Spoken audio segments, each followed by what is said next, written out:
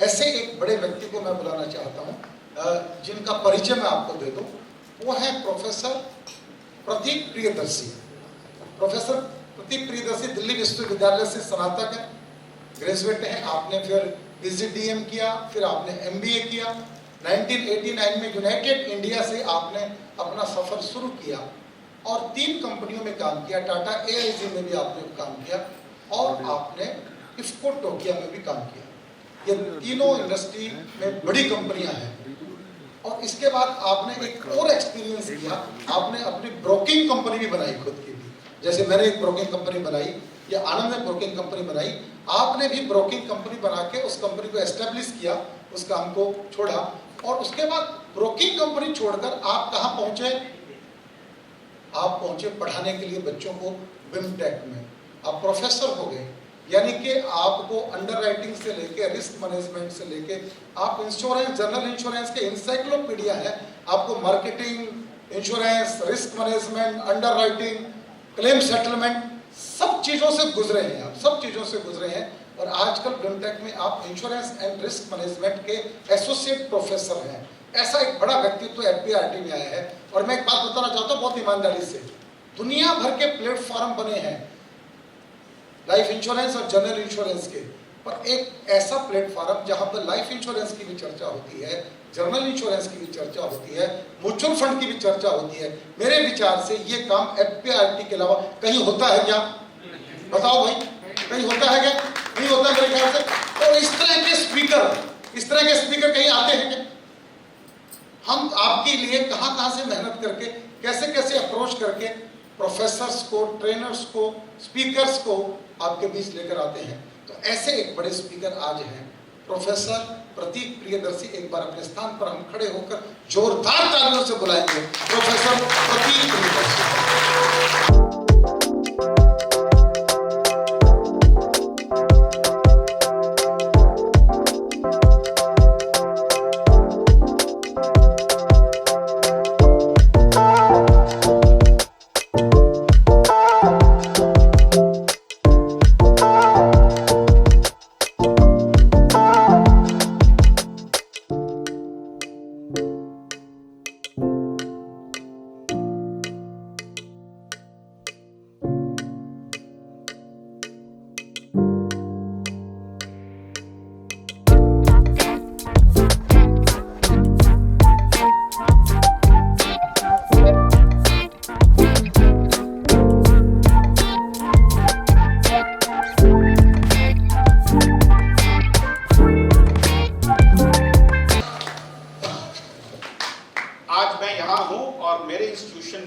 Summer internship के viva course चल रहा है, यानी कि मेरा वहां रहना आवश्यक था।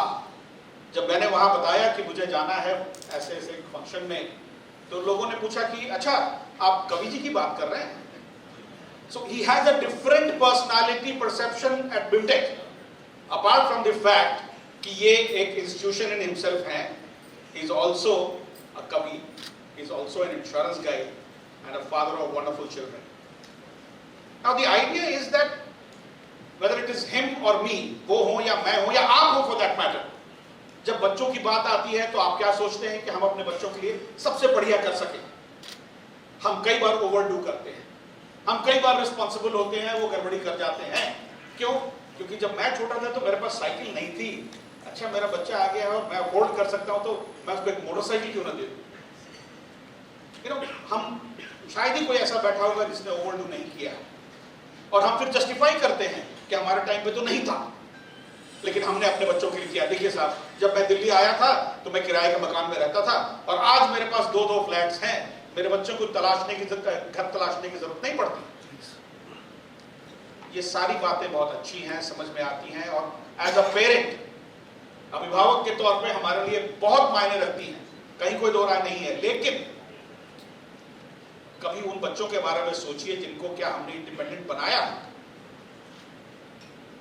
सवाल वहां आता है, और जब यह सवाल आता है इंडिपेंडेंस का, या जिसको हम कहते हैं कि आत्मनिर्भरता की, स्वावलंबन की बात आती है, तो फिर सवाल ये उठता है कि क्या हमने उनको सही इनपुट्स दिए। जब वो 10th में ये पढ़ाई कर रहा था तो क्या हमने उससे पूछा कि बेटा क्या करना चाहते हो, what do you want to do? क्योंकि वो जो करना चाहता है उसमें हम आपको एनकरेज करेंगे। सिंपल। करीब 2-3 महीने पहले, मई की बात है, मई में मुझे रेडियो एफएम रेनबो ने मुझे बुलाया था डिस्कशंस के लिए on personal lines of non life insurance, यानी जो हम कहते हैं मोटर है, हेल्थ इंश्योरेंस है, पर्सनल एक्सीडेंट है, होम इंश्योरेंस है, ये सारी चीजों पर डिस्कशन के लिए 1 घंटे का सेशन होता है रेडियो एफएम पे। और सबसे आश्चर्य की बात क्या है कि उस दौरान करीब 40-44 लोगों ने इंटरैक्ट किया मेल के दौरान, मेल से, फोन पे या मैसेज, व्हाट्सएप मैसेजेस से। उसमें सिर्फ एक सवाल जनरल इंश्योरेंस से था, सारे के सारे सवाल लाइफ इंश्योरेंस से थे। यानी आज भी 2022 में इंश्योरेंस का मतलब हम लाइफ इंश्योरेंस ही समझते हैं। दिस इज कमेंडेबल, और इसलिए कमेंडेबल है क्योंकि आपका ज्यादा टाइम लाइफ इंश्योरेंस में गुजरता है। लेकिन जैसा राजेश चेतन बता रहे थे आपको, एक बड़ा सेगमेंट खाली पड़ा है, penetration level is less than 3% overall, और इन जनरल इंश्योरेंस की बात करें तो 1% से भी कम है। लाइफ में तो फिर भी आप 4 पे चले जाते हैं, नॉन लाइफ में हम 1% से कम है। नाउ जिन लोगों का लाइफ इंश्योरेंस आप करते हैं, उससे ज्यादा कीमती चीज तो उनके पास हो ही नहीं सकती ना। जिंदगी का आपने बीमा कर दिया तो अल्टीमेट हो गया ना। इमरान साहब कहाँ हैं? आप बता रहे थे ना कि भाई उस आदमी ने आपको 3,20,000 रुपए का प्रीमियम दिया अपने लाइफ इंश्योरेंस का। क्यों? क्योंकि उस दौरान में उसे पता चला कि ये बंदा फिट है, ये बंदा सही है, मैं अपनी जिंदगी की सारी कमाई पूंजी इस आदमी के हाथ में रख सकता हूं। And this is commendable, much appreciated sir. पर सच्चाई क्या है कि उसके घर में गाड़ियां भी हैं, उसका घर का सामान भी है, उसके बच्चे भी हैं। क्या हमने उन लोगों के बीमा के बारे में बात की? हम वो बात करने में घबराते हैं, कतराते हैं। क्यों? क्योंकि हमारे पास पूरी जानकारी नहीं है। और अगर आप जैसा प्रोफेशनल है तो बिना पूरी जानकारी के बात नहीं करेगा। सिंपल। मेरी कोशिश ये होगी कि मैं आपको उन सब्जेक्ट्स के बारे में कुछ ऐसी बातें बताऊं जिससे कि आप और सवाल पूछेंगे, क्योंकि मेरा मानना है कि सवाल पूछने से ही जानकारियां बाहर निकल के आती हैं। इसी हम लोगों ने बात की कि साहब अर्जुन के पास जो कैपेबिलिटी थी वो और किसी के पास नहीं थी। हम लोग रामायण में पढ़ते हैं कि सब जब सीता जी का अपहरण हो गया था तो समुद्र किनारे रामचंद्र जी और सारे लोग पहुंच गए वहां पर। अब साहब सामने समुद्र देखकर हुआ कि अब क्या करें? तो किसी ने हनुमान जी से कहा कि साहब एक छलांग मारो, आप तो उस पर चले जाओ। हनुमान जी परेशान, हो भाई मुझे मालूम ही नहीं है और तुम्हें पता है कि मैं एक छलांग में उस पर चला जाऊंगा। और वही हुआ। इतिहास हमें वही बताता है, रामायण में लिखा हुआ है कि साहब जब उनके अंदर में ये भावना आ गई कि हाँ मैं कर सकता हूं, तो उन्होंने कर दिखाया। रेस्ट एज दे से इज हिस्ट्री। बट समस्या ये है कि क्या हम और आप उस बात को एक्सेप्ट कर रहे हैं? Are we willing to take that chance? आपने लाइफ इंश्योरेंस सेक्टर में जो किया है, क्या उसका आधा भी आप करने को तैयार हैं नॉन लाइफ सेक्टर में? जबकि नॉन लाइफ सेक्टर के बहुत सारे ऐसे ऑप्शंस हैं जो आपके पास हर दिन कोई ना कोई लेके आता है। आपके पड़ोसी हैं, आपके मित्रगण हैं, आपके रिश्तेदार हैं, वो विदेश जाते हैं। कितने सारे लोग विदेश जाते हैं, प्रोग्राम्स में, इनाम में लोगों को विदेश भेजा जाता है। क्या हम लोगों ने कभी उनका ट्रैवल इंश्योरेंस किया? ओवरसीज मेडिक्लेम पॉलिसी दी उनको? पब्लिक लायबिलिटी, वहां पर उनका पासपोर्ट गुम हो जाएगा तो क्या होगा? सामान गुम हो जाएगा तो क्या हो जाएगा? क्या हम लोगों ने कभी इस लाइन्स पे सोचा? हमारे बच्चे जो स्कूल जाते हैं, क्या हमने उनका स्टूडेंट्स सेफ्टी इंश्योरेंस करवाया? ये सरकार ने कानून बना रखा है कि दिल्ली में हर स्कूल को ये पॉलिसी लेनी है, लेकिन सब स्कूल्स के पास नहीं है। और कुछ ऐसे भी स्कूल्स हैं जो सिर्फ और सिर्फ उस दौरान के लिए पॉलिसी लेते हैं कि बच्चा जब कैंपस में आ गया उस वक्त से लेकर बच्चा जब कैंपस से बाहर जा रहा है तब। ये उचित नहीं है, ये गलत है, क्योंकि वो बच्चा जितना स्कूल का है उतना आपका है। उसे 24 घंटे का इंश्योरेंस चाहिए ना पर्सनल एक्सीडेंट। और बच्चे सबसे ज्यादा गिरते हैं, बच्चों को सबसे ज्यादा चोटें लगती हैं। क्या हम लोगों ने सोचा इन लाइन्स पे? इसी छोटी छोटी चीजें हैं हमारे घर के सामान, दूसरों की बात छोड़ी, मैं अपनी बात बता रहा हूं। अभी करीब जुलाई की बात है, 2 या 3 जुलाई की बात है, मेरा होम इंश्योरेंस चल रहा है और आज से नहीं 1991 से चल रहा है। पूरे इस दौरान में 30-31 साल में मेरे 3 क्लेम हुए हैं। एक, जब मैं जमशेदपुर में पोस्टेड था तो मेरा जनरेटर खराब हो गया था, उन दिनों उसकी कीमत 7,000 रुपये होती थी, बट रिप्लेसमेंट मिल गया मुझे। दूसरा 2004 में जब मैं दिल्ली में था, वॉशिंग मशीन मेरा खराब हुआ था। और तीसरा अभी कुछ दिनों पहले इसी महीने मेरा मोबाइल गिर गया मेरे हाथों से, पानी में गिरा, क्या हुआ, बारिश का टाइम, क्या क्या हो सकता है। रिलायंस इंश्योरेंस कंपनी ने मना कर दिया रिप्लेसमेंट से। अब मुझे बात ही नहीं समझ में आया कि साहब हाउ, कैसे वो ना कह सकती। मैंने अपने बेटे से पूछा कि भाई तुमने जो डॉक्यूमेंट्स भेजे हैं, स्कैन व्हाट्सएप करके हमने भेजा था क्लेम्स टीम को, मुझे जरा दिखाओ। अब साहब क्लेम मेरा बिल्कुल जेन्युइन, पॉलिसी मेरी बिल्कुल पक्की, रिपेयर्स का सर्टिफिकेट भी लगा हुआ है, लेकिन रिपेयर्स के सर्टिफिकेट में लिखा था कि साहब हम इसको रिपेयर कर सकते हैं और हम रिप्लेसमेंट की बात कर रहे हैं। दोनों अलग अलग चीजें हो जाती हैं। तो इसमें दोष क्या हम इंश्योरेंस कंपनी को देंगे या अपने आप को? फिर हमने उससे माफी मांगी, कहा कि गलती हो गई हमसे, हम रिवाइज करके भेजा, and they took 4 days to settle my claim. 28,000 रुपए का उन्होंने मेरा पेमेंट कर दिया। नाउ जो बात मार्केट की है, जो राजेश चेतन जी भी आपसे कह रहे थे, you should know the process. आपको ये जानकारी होनी चाहिए कि अगर हम अंडरराइटिंग कर रहे हैं जैसे होम इंश्योरेंस का, तो कौन से सवालात हैं जो आपसे क्लाइंट पूछेगा। आज से करीब 10-12 साल पहले होम इंश्योरेंस लोग नहीं बेचना चाहते थे। क्यों? एक तो उसका कमीशन या ब्रोकरेज कम होता था, एवरेज टिकट साइज 3,000-4,000 रुपए होता था, और उसमें अगर 15% आप ब्रोकरेज दे रहे हैं तो आपने दिया ही क्या, 500 रुपए दिए। और एक बार कनॉट प्लेस से गुड़गांव जाकर वापस आना, 500 रुपए तो ऐसी हवा हो जाएंगे आपके। सो द एजेंट और द ब्रोकर और the intermediary was not interested. उसमें हमारे जैसे 2-4 लोग थे जो कराना चाहते हैं, तो आपके पास आएंगे कि भाई हमारा कर दो, आपको भी कोई एतराज नहीं होगा। बोन ऑफ कंटेंशन, प्रॉब्लम कहां आती थी कि दिल्ली में जो मकानों की कीमत है या फ्लैट्स की कीमत है वो आकाश छूती है। अब द्वारका जैसी जगह में कोऑपरेटिव सोसाइटी का फ्लैट आपने लिया, आपने साहब 1,80,00,000 रुपए में 4 BHK का फ्लैट लिया, और जब आप इंश्योरेंस कराने जाते थे तो इंश्योरेंस कंपनी कहती है साहब ये तो एक्सेप्टेबल नहीं है मेरे लिए, हम आपको रिप्लेसमेंट वैल्यू देंगे। यानी कि आज की तारीख में अगर हम उस फ्लैट को बनाते हैं तो उसकी कीमत कितनी होगी, 3,500 रुपए स्क्वायर फीट के हिसाब से आप जोड़ लीजिए। अगर 1,500 स्क्वायर फीट का है तो 45 लाख रुपए, 2,000 का है तो 60 लाख रुपए। अरे भाई मैंने पेमेंट किया है 1,80,00,000 रुपए, मेरे पास डीड है, बैंक का लोन है 1 करोड़ का। ये सबसे बड़ा बोन ऑफ कंटेंशन होता था उस वक्त, आई एम श्योर, क्योंकि जब ये मुद्दा हम लोगों ने कई जगह प्लेटफॉर्म्स पर रेज किया, फोरम्स पर रेज किया। अब इंश्योरेंस कंपनी कहती है कि हम अग्रीड वैल्यू पे इंश्योरेंस करेंगे। यानी आपको लगता है कि अगर आपके फ्लैट की कीमत 1,80,00,000 है तो इंश्योरेंस कंपनी को आप ये एस्टैब्लिश करें 1,80,00,000 का है। अब मुद्दा ये उठता है कि आप एस्टैब्लिश कैसे करें, कोई मतलब बता सकता है? एनीवन? नहीं सर, मार्केट वैल्यू ना चलता। मार्केट वैल्यू में प्रॉब्लम क्या है कि same property in Janakpuri will cost you more, probably in Sohna road will cost you less. Square feet का एरिया है। सबसे इंपॉर्टेंट चीज मैंने पेमेंट किया ना, रजिस्ट्री कितनी की है मेरी, उसमें तो कोई डाउट नहीं है। भाई बैंक का लोन है मेरा, उसमें तो कोई डाउट नहीं है।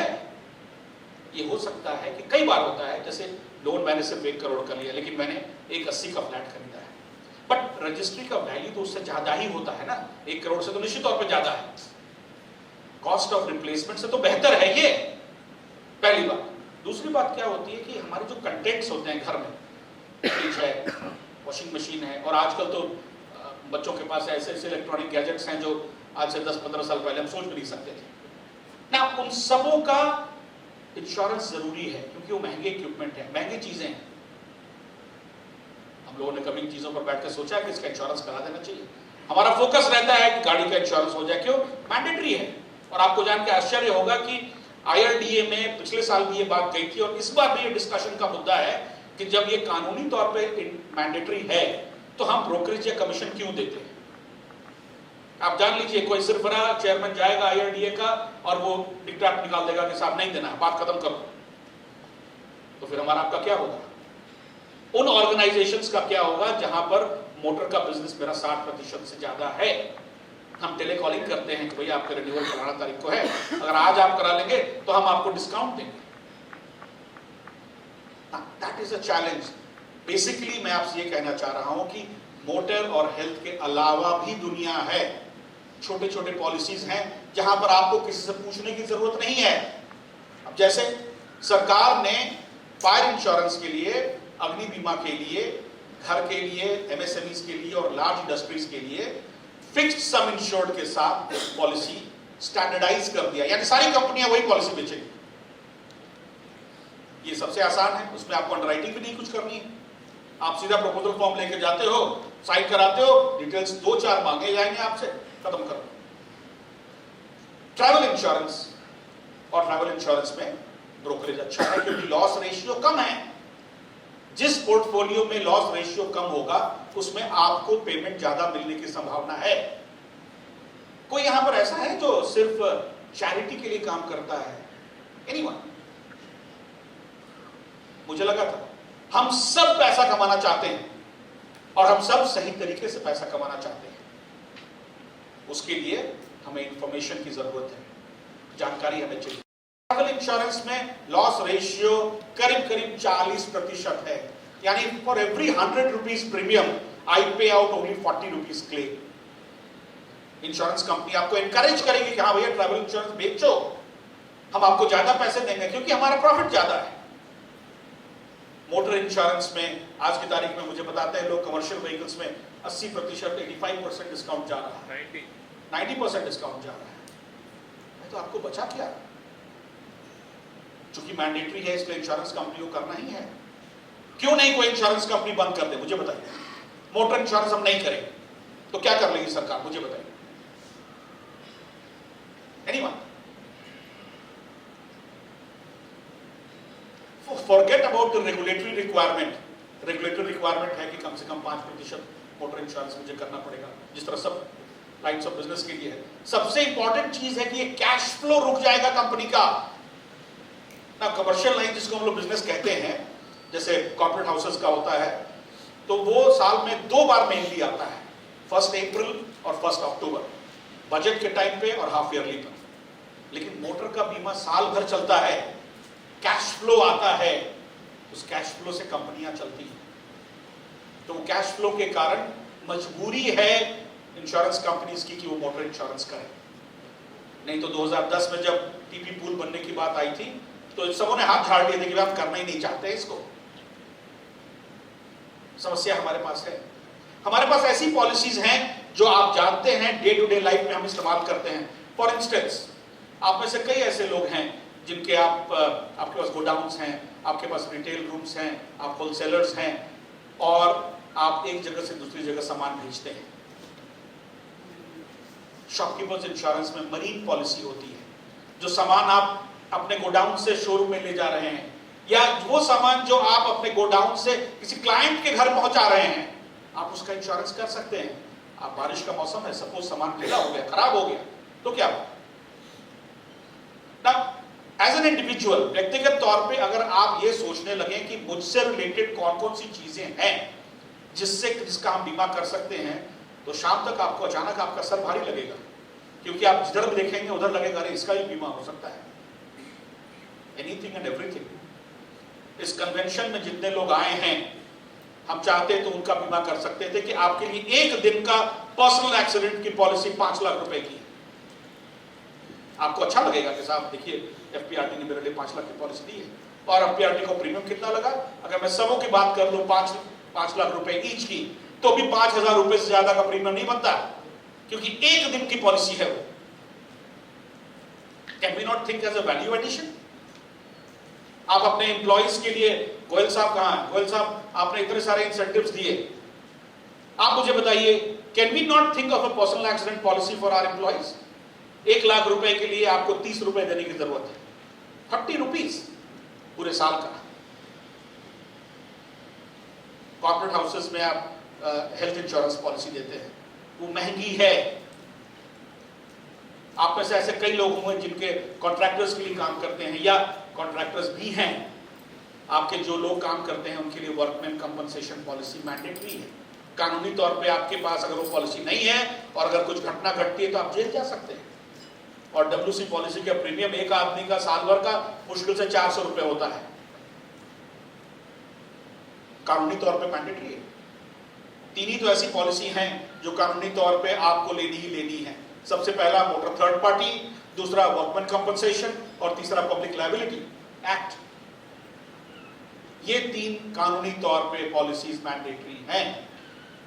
इसके अलावा आप में से ऐसे कई लोग हैं जो डॉक्टर्स हैं, इंजीनियर्स हैं, आर्किटेक्ट्स हैं, उन सबों की पॉलिसीज होती है professional indemnity, because you are a professional. अब आप साहब बता रहे थे ना कि कल आपको जानकारी मिली, अब एक साहब आए और एजेंट को उठा के ले गए। नाउ एज अ ब्रोकर आपने अगर किसी को सलाह दी है, मैं आपको बताऊंगा 26/11 की जो घटना थी, सॉरी 26/11 की घटना बॉम्बे ताज, जब आतंकवादियों ने हमला किया था, तो उस वक्त हमारे पास टेररिज्म का अलग से कवर नहीं था। हमारे पास पॉलिसी में टेररिज्म कवर नहीं होता था, तो हम लोगों ने एक टेररिज्म पूल बना रखा था कि भाई अगर कुछ होगा तो उस पूल से हम पेमेंट कर देंगे। और उस पूल में कितने पैसे थे? 750 करोड़। और जब ये घटना घटी तो ताज का जो टोटल इंश्योर्ड लॉस था, यानी जिसका बीमा था, उसके जो लॉसेज आए वो करीब करीब 1400 करोड़ के थे। यानी आपका टेररिज्म पूल तो आधा ही था, बाकी पैसे को कहां से मिलेंगे? बाकी पैसे उनको नहीं मिले थे। तो जब ये जानकारी उनको मिली टाटा को कि भाई बाकी पैसे नहीं मिलने वाले हैं, तो उन्होंने कहा कि साहब हमारा ब्रोकर कौन था? Broker was Aon. Aon international multinational broker है। तो उन्होंने कहा कि साहब एऑन ने हमें सलाह क्यों नहीं दी कि टेररिज्म का भी कवर होता है? अब उस वक्त जो सज्जन थे अजीत सिंह होरा करके, मेरा सीनियर होता था यूनाइटेड इंडिया का भी और दिल्ली यूनिवर्सिटी में भी, वो हिंदू में पढ़ता था, मैं हंसराज में था, हम लोग एक दूसरे को जानते थे। वो उन दिनों मुंबई के चार्ज में भी था और दिल्ली के चार्ज में भी था। अब ये सज्जन जब इनको कहीं से खबर मिली कि भाई टाटा सोच रहे हैं आपके खिलाफ मुकदमा करने की under the section of deficiency in services, because you are a broker, आपसे एक्सपेक्टेशंस हैं और गाइडलाइंस बनी हुई हैं कि ये चीजें आपको करनी है और आपने नहीं की। अब इन लोग की बोलती बात, क्योंकि अगर टाटा सू करेंगे तो बड़ा सिंपल था कि उतने अमाउंट का ही वो सू करेंगे जितना उनका लॉस बनता है, 1400 करोड़ का। अब क्या? तो पूरी टीम जो एऑन की थी यहां पर लग गई कि भाई कोई तो कम्युनिकेशन होगा जिसमें हमने उनको रिक्वेस्ट किया होगा टेररिज्म कवर लेने के लिए, और इन्होंने सारा अपना मेल बॉक्स खंगाल मारा, कुछ नहीं मिला। अजीत सिंह होरा सैटरडे को सुबह सुबह यहां से बॉम्बे गए। शनिवार को उन्होंने अपने सारे लोगों को बुलाया मुंबई ऑफिस में, तो भाई आप अपने अपने लैपटॉप्स में ढूंढो, कहीं तो कोई मेल होगा। कुछ नहीं निकला। फाइनली हुआ कि भाई अब क्या कर सकते हैं? अजीत सिंह होरा ने कहा कि भाई मेरी नौकरी तो जा ही रही है, चलो जाके माफी मांग लेता हूं लोगों से। जैसे वो निकलने लगे, उनकी टीम के एक यंगस्टर, मुश्किल से 2 साल पहले वो बच्ची ने नौकरी शुरू की थी, उसने कहा कि सर क्या आपने अपना मेल बॉक्स देखा है? उन्होंने कहा नहीं। तो सर आपको लगता नहीं कि आपको एक बार अपना मेल बॉक्स देखना चाहिए? और जब उन्होंने अपना मेल बॉक्स देखा तो उनके एक मेल में निकला जहां उन्होंने लिखा था कि टेररिज्म कवर भी हम आपको दिला सकते हैं, लेकिन उसके लिए आपको हमसे स्पेसिफिक रिक्वेस्ट करना पड़ेगा। और वो स्पेसिफिक रिक्वेस्ट टाटा से कभी नहीं आया। जब ये कम्युनिकेशन टाटा को गया तो केस ड्रॉप कर दिया गया। बट मैं सिर्फ ये आपसे कह रहा हूं कि इस कैटेगरी के जो लोग हैं उनका हम लोग बीमा क्यों नहीं करते हैं? डॉक्टर्स, बड़ा सिंपल सा मामला है, इंजीनियर्स, आर्किटेक्ट्स, ये सारे प्रोफेशनल्स हैं। ब्रोकर्स को तो पॉलिसी लेनी ही पड़ती है, मैंडेटरी है। जब तक आप वो पॉलिसी नहीं दिखाएंगे IRDA को, वो आपको काम करने की शुरुआत नहीं करता है। लेना पड़ता है। क्यों? Deficiency in services. ऐसे और भी कई पॉलिसीज हैं। फॉर इंस्टेंस छोटे शॉपकीपर्स जो हैं, दुकानदार, जिनके यहाँ जो लोग काम करते हैं, कई बार हेरा फेरी कर जाते हैं, पैसे लेके भाग जाते हैं। शोरूम्स में जो आपका कैशियर है वो पैसे लेके भाग गया, आप क्या कर लेंगे? बहुत होगा तो आप 2 महीने की सैलरी से रिकवर करते हैं, उससे ज्यादा क्या है? आप एस्टैब्लिश नहीं कर पाएंगे कि उसने चोरी की है, FIR नहीं होता है। हमारे पास फिडेलिटी गारंटी पॉलिसी है।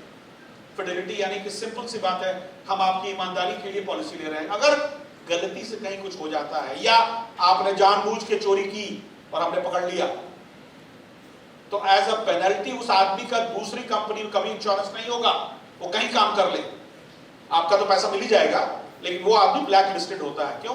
क्योंकि फिडेलिटी गारंटी पॉलिसी में आपको नाम देना पड़ता है कि मेरे ये कैशियर हैं, मेरे ये एम्प्लॉइज हैं।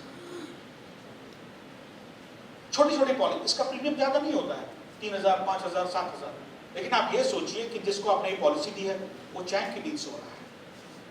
उसे पता है कि एक पॉलिसी है मेरी, और ये सलाह किसने दी? तो आपने सलाह दी। नाउ एक बात जो मुझे बहुत अच्छी लगी, जो राजेश चेतन जी बता रहे थे कि भाई इंश्योरेंस वहीं से कराइए जहां से आपको क्लेम्स मिलने की पूरी गारंटी हो। आप में से सारे के सारे लोग अंडरराइटर्स हैं, मैं जानता हूं इस बात को। Okay, I will have to prove it. Madam एक बात बताइए, आपको अगर कोई कपड़ा खरीदना हो, आप क्या करती हैं? देखती हूं से मतलब क्या हुआ? 2, 4, 5 कपड़े देखती हैं, क्या प्राइसेस कंपेयर करती हैं, कपड़ा भी चेक करती हैं सॉफ्ट है या नहीं है। हो सकता है 2, 4, 5 दुकानों में जाती हो, है ना? ओके, देन व्हाट, है ना?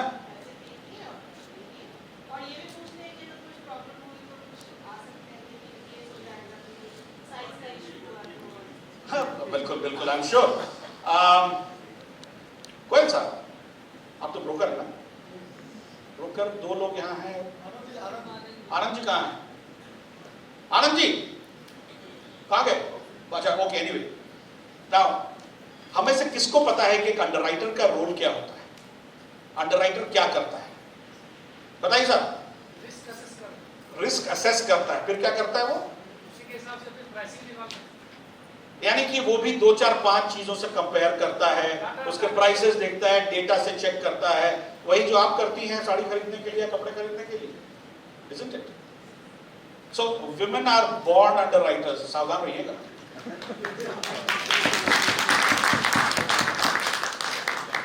The idea is कि हम में से बहुत सारे लोग ऐसे काम करते हैं, हमें मालूम नहीं है कि हम ये क्यों करते हैं। क्योंकि अगर मैंने उसको मैनेजमेंट पार्लेंस में कहा कि there is risk management, sounds very good, तब भारी भरकम शब्द लगता है कि माय गॉड, मैं रिस्क मैनेजमेंट कर रहा हूं। आपके घर में अगर छोटे बच्चे होते हैं तो बालकनी में अगर ग्रिल लगा हुआ है तो आप उसमें तार बांध देते हैं कि बच्चा टांग ना निकाल सके। What is that? Basically risk management, isn't it? लेकिन हम ऐसे क्या करते हैं, बच्चे का डर था ना इसलिए तार बांध दिया है। If I were to use the management parlance, it's risk management. Sounds good. और फिर हम इस तरह कोट पहन के खड़े हो जाएंगे, साहब risk management is something that I can, risk mitigation, 50 शब्द का हम इस्तेमाल करेंगे। सच्चाई क्या है कि आपने तार बांधा अपने बच्चे को बचाने के लिए। ऐसे बहुत सारी हरकतें हम करते हैं। हम होटल्स में जाते हैं, रेस्टोरेंट में जाते हैं खाना खाने के लिए। खाना खाने के बाद मेरी तबीयत खराब हो जाती है, यानी खाने में कुछ गड़बड़ी थी, क्या करेंगे आप? डॉक्टर के पास जाएंगे, वो खर्चा कौन देना, किसको देना चाहिए एक्चुअली? होटल वाले को। क्या आपने उस होटल वाले को सू किया? क्योंकि हर होटल वाले के पास F&B एक्सटेंशन कहते हैं हम लोग, फूड एंड बेवरेजेस। रेस्टोरेंट्स में, होटल्स में F&B extension, food and beverages extension नाम की पॉलिसी होती है उसके पास। क्योंकि अगर किसी की तबीयत खराब हो जाएगी तो वो आप पर मुकदमा कर सकता है। 5 स्टार होटल्स में आप गाड़ी पार्क करते हैं, अगर वहां से गाड़ी चोरी हो गई तो वो तो लिखता है कि साहब parking at owner's cost, owner's risk. तो क्या इसका मतलब है कि वो फ्री हो गया अपनी जवाबदेही से? बिल्कुल नहीं, आप उस पर मुकदमा कर सकते हैं। And therefore they also have a cover for parked vehicles. ना ये चीजों की जानकारी हमें है ही नहीं, और नहीं है इसलिए हम आगे नहीं बढ़ते हैं। अगर ये चीजों की जानकारी हमें हो जाए तो क्या हम ये पॉलिसीज बेच नहीं सकते हैं? और इसमें आपको ज्यादा टेक्निकल बातें करने की जरूरत नहीं है। सिंपल सा एग्जांपल आप दें कि भाई आपके रेस्टोरेंट में लोग खा रहे हैं, अगर किसी की तबीयत खराब हो जाती है, किसी को हार्ट अटैक आ जाता है, वहीं पर आपकी बदनामी होगी वो अलग है, लेकिन मॉनेटरी लॉस कंपनसेशन देना पड़ता है, which is not good. These are some of the policies that you can easily and safely sell. Safely sell इसलिए कहता हूं क्योंकि क्लेम्स का जो प्रोसेस है इसमें डिफाइंड है. क्लेम्स के प्रोसेस के लिए डॉक्यूमेंटेशन फिक्स्ड है. ये सारी चीजें चाहिए. अगर ये है तभी आपका क्लेम आगे बढ़ता है. और अंडरराइटिंग में कोई खास मेहनत नहीं पड़ती है. All of you all are good at life insurance policies. Life insurance policies ज्यादा अंडरराइटिंग तो नहीं हो सकती ना कहीं पर. अल्टीमेटली आप जिस चीज का बीमा कर रहे हैं उससे बड़ी कोई चीज हमारे पास है ही नहीं. तो whether it is property, whether it is machine, whether it is anything other than that, you are underwriters. और अंडरराइटर जब प्रोडक्ट बेचने लगता है तो उससे खतरनाक जानवर कोई नहीं होता, क्योंकि उसे पता है कि पॉलिसी में कहां कहां प्रॉब्लम्स आती हैं. He knows it.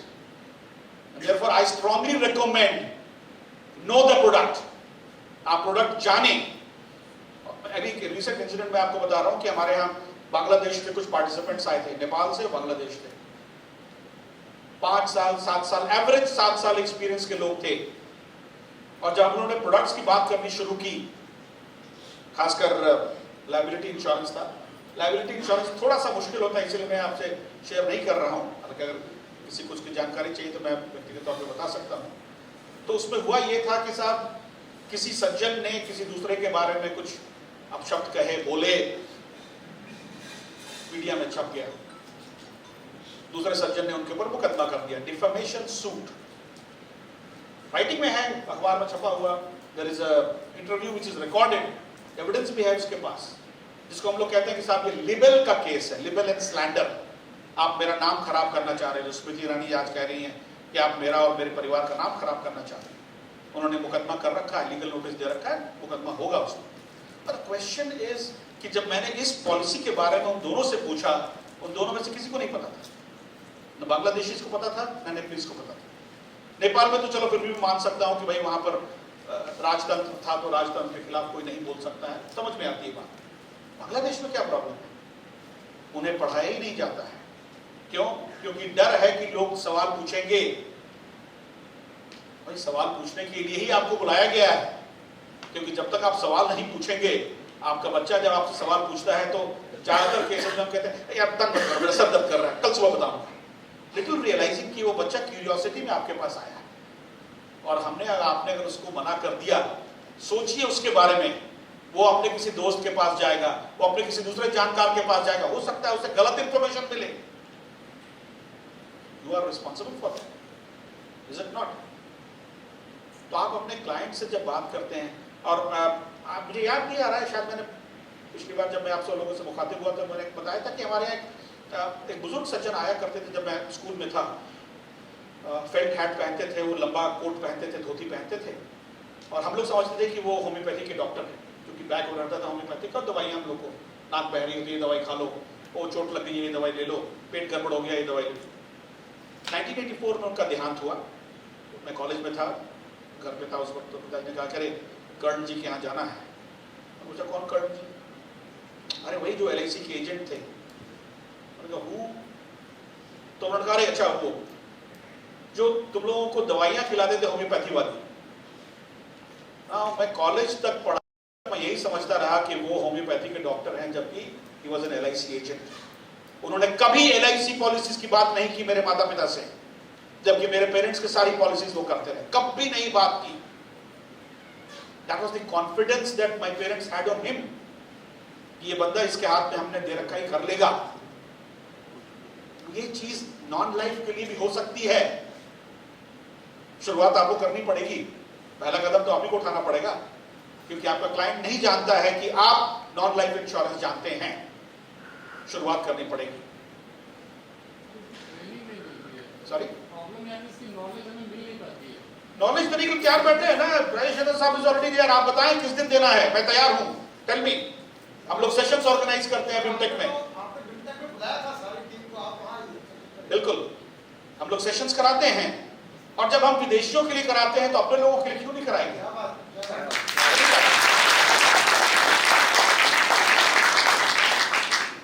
अफसोस तब होता है जब हमारे यहाँ एक प्रोफेसर थे, प्रोफेसर के सिन्हा, करीब 34-35 साल उनका total life was devoted to HR. And वो जब डेथ बेड पे थे तो उनका एक ही सो कहते हैं ना कि दुख था उनको कि मैं अपनी सारी ज्ञान बांट नहीं पाया, the knowledge the experience that I have I could not share it and I am going away now. ना हमारे लिए प्रॉब्लम क्या है कि हम में से हर एक आदमी के पास अपना एक्सपीरियंस है, each one of us has an experience of our own, और उस एक्सपीरियंस का आप क्या करते हैं, अपने बच्चों को बताते हैं, बेटा ये मत करना, अरे जब मैं छोटा था ना तो मेरे साथ ऐसा ऐसा हुआ था। आप अपने बच्चों को बता रहे हैं, इनके बच्चों को ही बताइए, उनके बच्चों को ही बताइए ना, that is how you spread the word. और एक बार अगर ये खबर फैल जाती है कि आपको मालूम है, तो मेरी मानिए फिर आपकी तो निकल पड़ी, लोग सवाल पूछना शुरू करते हैं, और सवाल जब आता है ना तो घबराना नहीं चाहिए, मेरा मानना है, क्योंकि सवाल वो इसलिए पूछ रहा है क्योंकि वो समझता है कि आप उसका जवाब दे सकते हैं, उसने आपको यहां बिठा रखा है कि आप जवाब दे सकते हैं, इसीलिए आपसे सवाल पूछा गया। तो यू शुड फील गुड कि कोई है जो आपसे सवाल पूछ रहा है। वो हम लोग क्यों नहीं करते?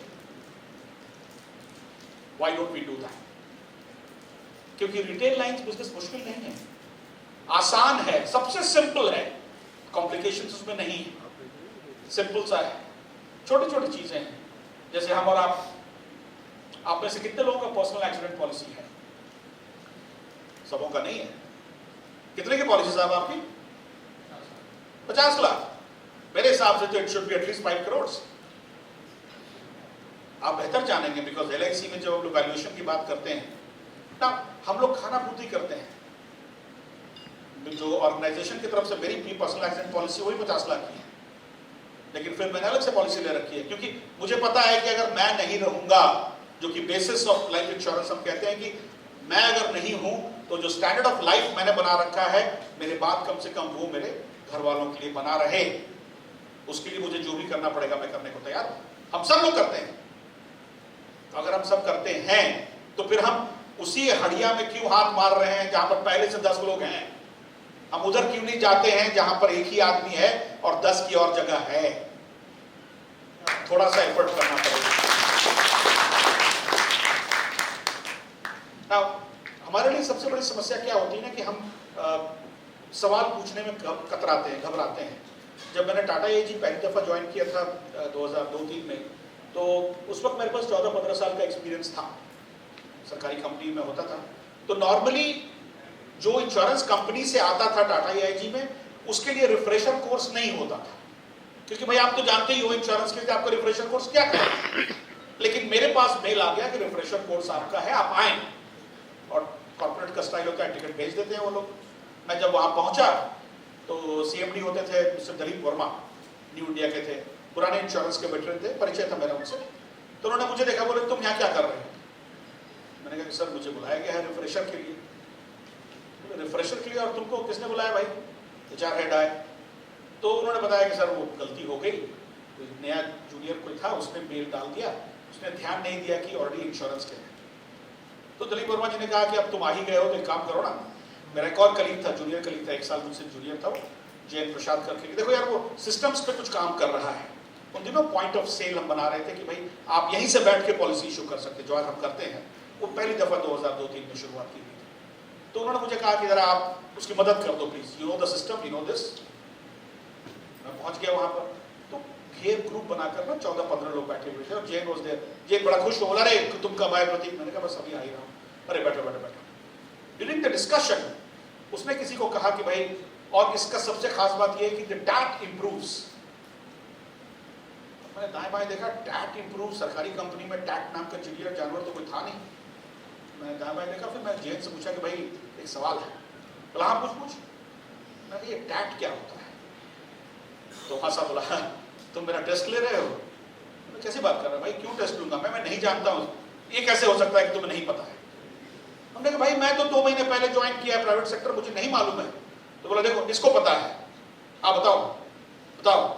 अल्टीमेटली 9 लोग खड़े हो गए जिनको नहीं पता था टैट शब्द का अर्थ, लेकिन पूछने वाला एक इकलौता इडियट मैं ही था। See, the important thing is that कि आप ये कभी ना सोचें कि आप जो सवाल पूछ रहे हैं मूर्खतापूर्ण है। Never never never, questions are never stupid. जवाब स्टूपिड हो सकते हैं, मैं ठीक से आपको जवाब ना दूं, ये हो सकता है, बट सवाल कभी भी स्टूपिड नहीं होता, कभी भी नहीं, क्योंकि आप रीजन लॉजिक के बाद सवाल पूछते हैं और मैं अपनी जान बचाने के लिए कुछ भी जवाब दे दूंगा। So it's better to be found an idiot. आपको एस्टैब्लिश कर दिया जाए कि हाँ इसे नाम मालूम है, ठीक है, क्योंकि फिर आप देखेंगे कि हॉल में जितने बैठे ना किसी को नहीं पता है। आपको इकलौता हिम्मत आपकी थी जो आपने ये सवाल किया, बाकी सब ऐसे ही हो जाते हैं।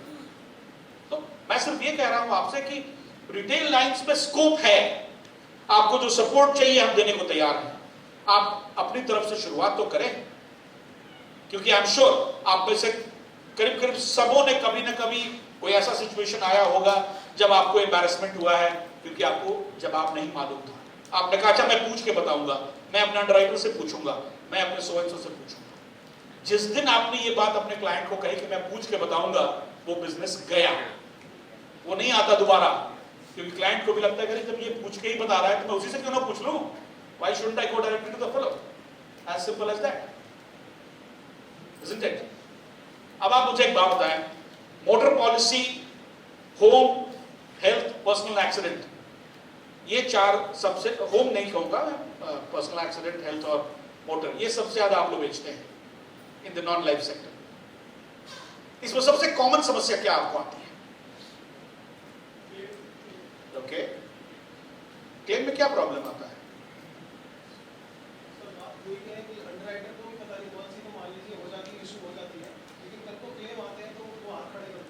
क्यों? आपने कभी पूछा अंडरराइटर से कि भाई आपने जब जानबूझ के पॉलिसी इशू की है तो क्या गड़बड़ी है मेरे एंड से? Why, what is it? मैं स्पेसिफिकली आपसे इसलिए पूछ रहा हूं क्योंकि एक मामला मेरे पास आया था जब मैं टाटा एजी में ही था। डंपर का केस था एक, और कमर्शियल व्हीकल्स टाटा एजी नहीं करना चाहता था उन दिनों 2003 वगैरह में, क्योंकि लॉसेस ज्यादा होते थे। मेरे पास प्रपोजल आया था और मैंने एग्री किया था कि हाँ हम करेंगे।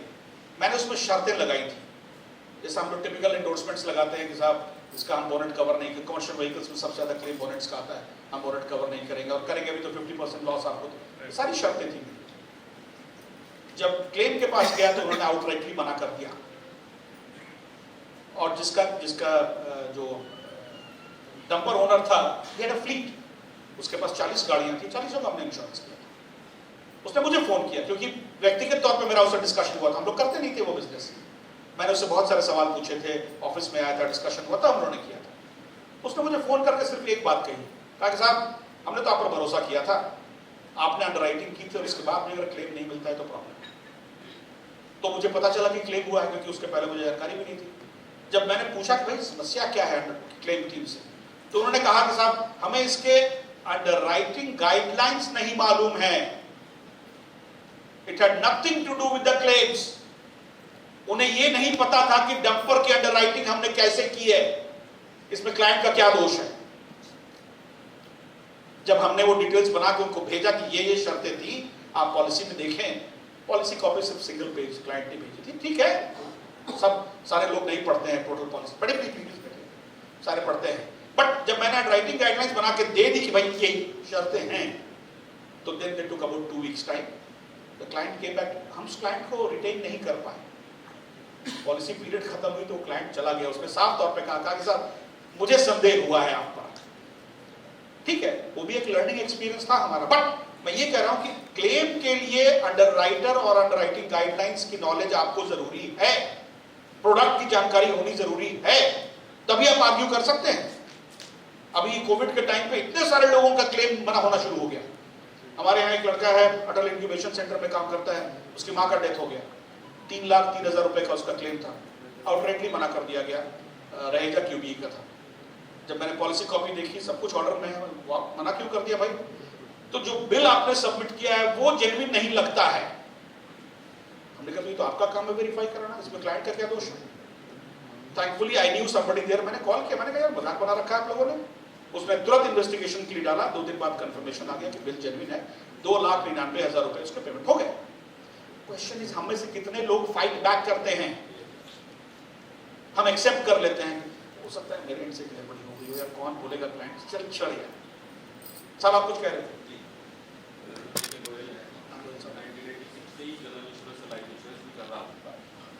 गुरु आप तो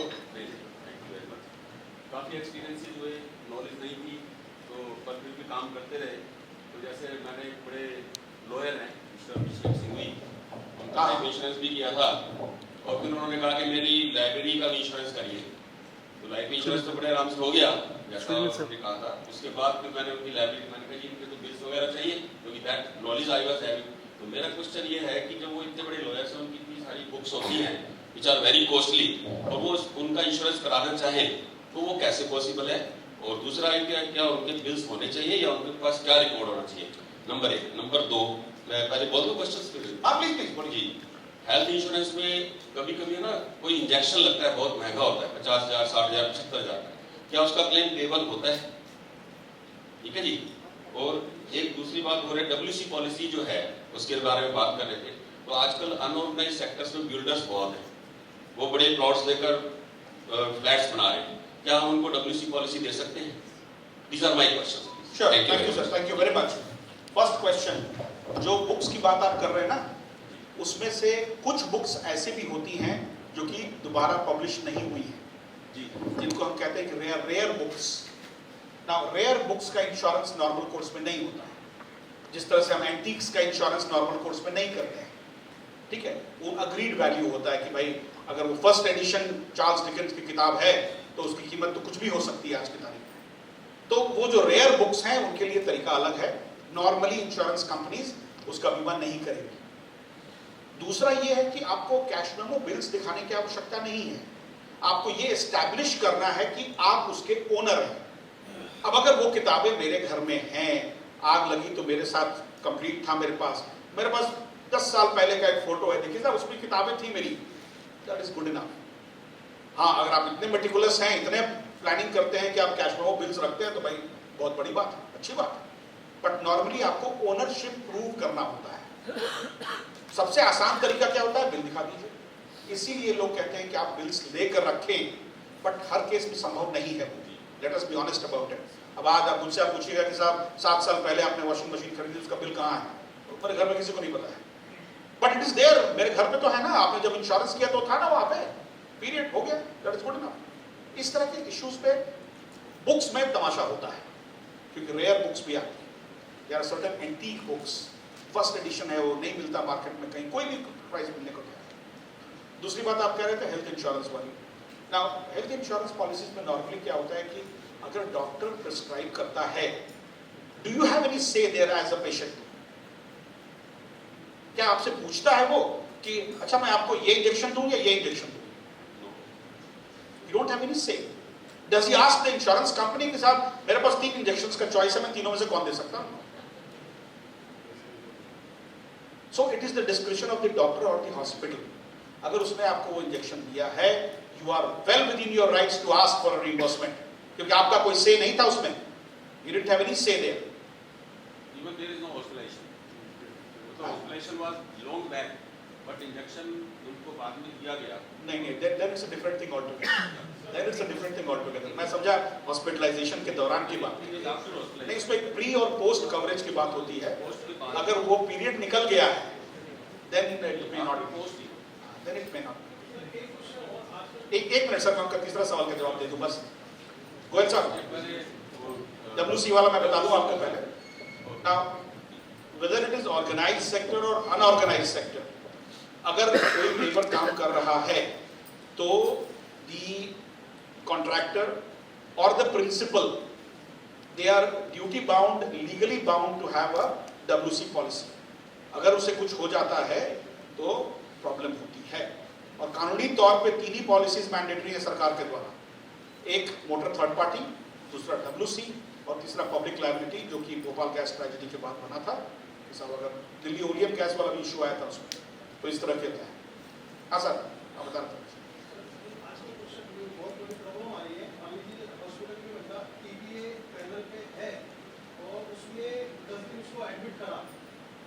रिजेक्ट होकर ऐसा है कि इस केस में पर्टिकुलर में 5 दिन एडमिट होना था, हम 5 दिन का लेके बाकी काट दिया जाता है, तो उस कंडीशन में क्या? देखिए, मैं आपको बार बार कह रहा हूँ कि हॉस्पिटलाइजेशन का जो कॉन्सेप्ट है उसमें क्या आपका कोई रोल था कि मैं 6वें दिन रहना चाहता हूँ, 7वें दिन रहना? तो आप ये आर्ग्यू क्यों नहीं करते हैं कि भाई मेरा तो कोई से ही नहीं है? आप हॉस्पिटल से पूछो ना मुझे 10 दिन क्यों रखा है। एंड बिलीव मी, आप अगर काउंटर क्वेश्चन करेंगे ना तो इंश्योरेंस कंपनी जवाब नहीं दे पाती है।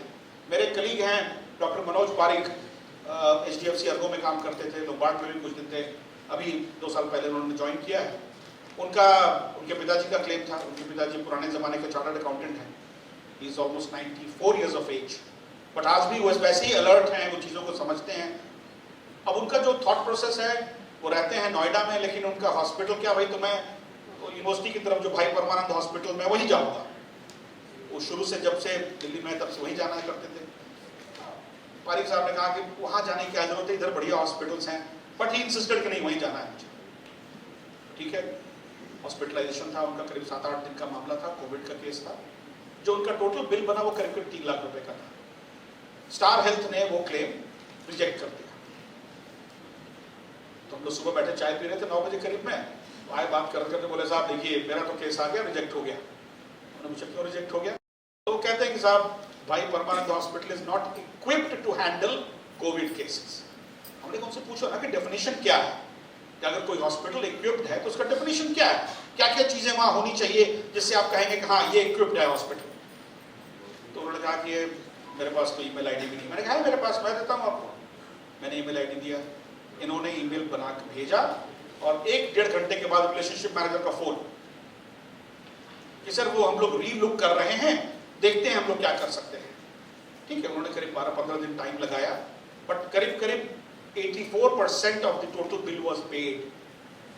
मैं सिर्फ ये कह रहा हूं कि जब आप फाइट बैक करते हैं ना, तो इंश्योरेंस कंपनी को लगता है कि बंदा जानता है, और अगर जानता है तो भैया दे दो इसको, क्योंकि वो गलत नहीं बोल रहा है। सर लेटर लिखने से नहीं होता ना, please believe me. Insurance company में पर्सनल रिलेशन पे काम होता है, व्यक्तिगत रिश्ता। और मैं अपनी बात नहीं कर रहा हूं, मैं अपने 5 साल बैक सीनियर्स की बात भी कर रहा हूं। चिट्ठियां लिखते रहिए, normal routine response, we are coming, will look back into it, will come back to you on that. 48 hours हमारा टर्न अराउंड टाइम है, will come back to you, doesn't make a difference. You speak to somebody, बात कीजिए। आपका कोई ऐसा specific issue है मुझे बताइए, हम लोग बात करेंगे, वी कैन डू इट, कोई प्रॉब्लम नहीं होता है। वर्स्ट केस सिनेरियो क्या होता है, वो आपको बोलेगा कि सर हम तो नहीं कर सकते, आप जाइए ओम्बड्समैन के पास, कोई प्रॉब्लम नहीं है। ओम्बड्समैन भी इंश्योरेंस का आदमी होता है। समस्या क्या है sir? Sir one thing, sir PA policies और क्रिटिकल इलनेस पॉलिसीज होती हैं, PA policies, PA policies critical care illness policies, they are separate, they are separate policies. क्या उनमें एमडब्ल्यूपी एक्ट अटैक कर सकते हैं? देखिए एमडब्ल्यूपी एक्ट का तो लाइफ वालों से ज्यादा रिलेशन होता है हमारा, उसमें भी हम nothing to say there. But the question that is behind, जो what I can see is that when you talk about a PA policy और a health insurance policy, if someone asks for a 1 crore cover, yes sir, what is wrong in that? Sir it is okay, लेकिन कल को कोई legal liabilities, कोई financial liabilities की होती है तो पैसा ऑटोमेटिकली उसको ना जाके फाइनेंशियल जो इंस्टीट्यूशंस हैं उनके पैसे चले जाए। नहीं, you talking about nominees. Nominees या नहीं तो देखिए हेल्थ इंश्योरेंस में तो नॉमिनी का स्कोप ही नहीं है, एक्सेप्ट सर क्रिटिकल इलनेस में तो क्रिटिकल इलनेस में आज की तारीख में कोई ऐसी पॉलिसी नहीं है except for cancer insurance. Cancer insurance is a benefit policy. फर्क समझिए, हमारे यहाँ 2 तरह की पॉलिसी होती है, इंडेमनिटी, एक बेनिफिट। इंडेमनिटी पॉलिसी का मतलब क्या होता है कि आपके अगर 1 करोड़ की पॉलिसी है, आप हॉस्पिटलाइज हुए तो 1 करोड़ रुपए तक का बिल इंश्योरेंस कंपनी पेमेंट करेगी। ठीक है, अगर 50 लाख का तो 50 लाख पेमेंट करेगी। बेनिफिट पॉलिसी कैंसर जैसे ये है कि कैंसर आपको डिटेक्ट हो गया तो insurance company total sum insured आपको उसी वक्त दे देगी और policy cancel.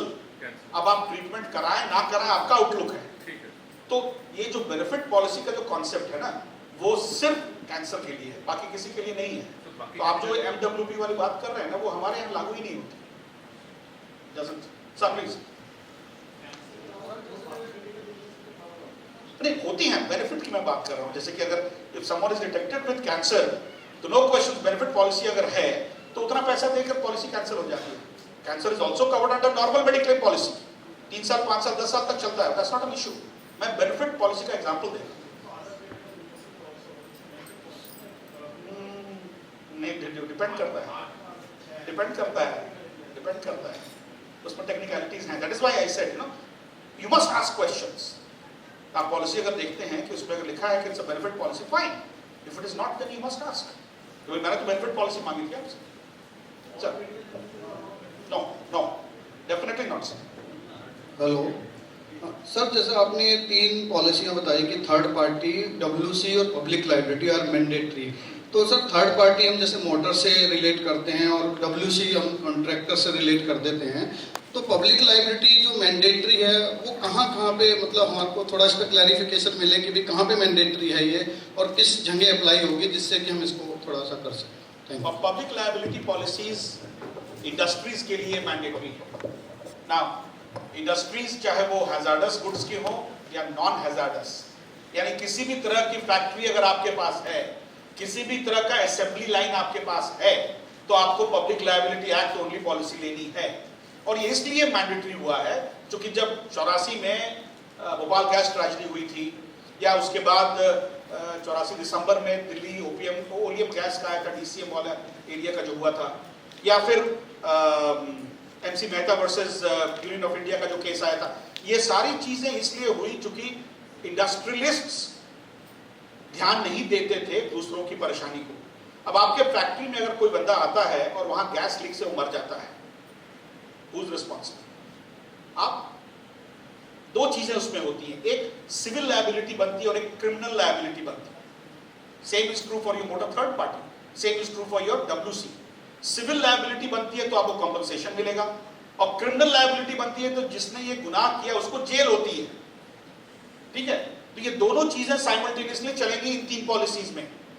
Public liability act only policy is mandatory for each and every industry, तो उसमें कोई फिर एक्सेप्शन नहीं होता, इट इज देयर। अब जैसे फॉर इंस्टेंस, जैसे लायबिलिटी ओनली पॉलिसी है मोटर की, कोई जरूरत नहीं कि सब इंडस्ट्री, सब गाड़ी वाले लायबिलिटी ओनली पॉलिसी लेते हैं, कुछ पैकेज पॉलिसी भी लेते हैं।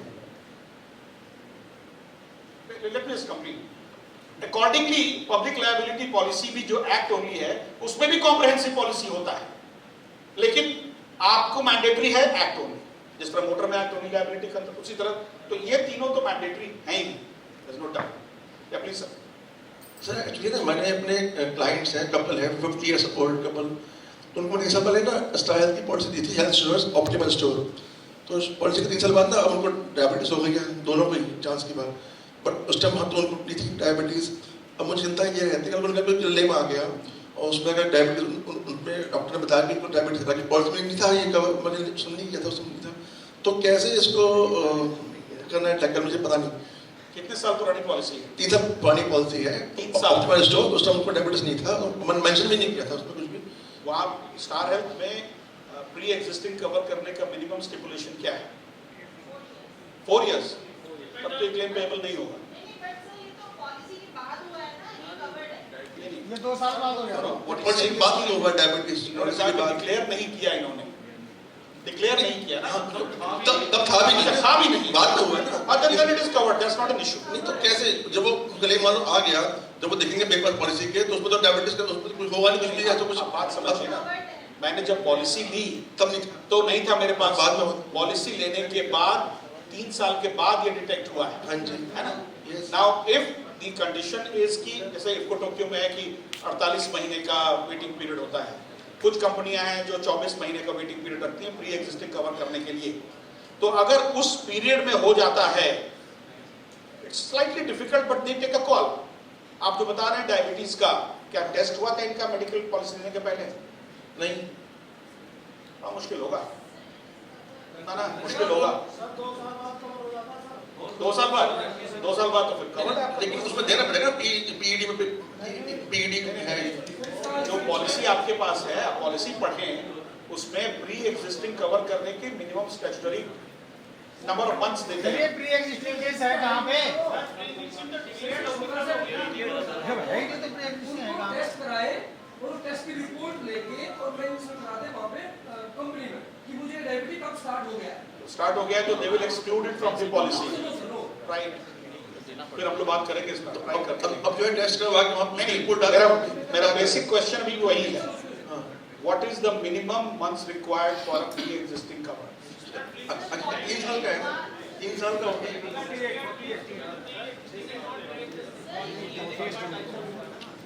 That is right, but pre existing cover करने की स्टिपुलेशंस जो होती है ना, कोई कहता है कि 4 साल के बाद ही हम कवर करेंगे,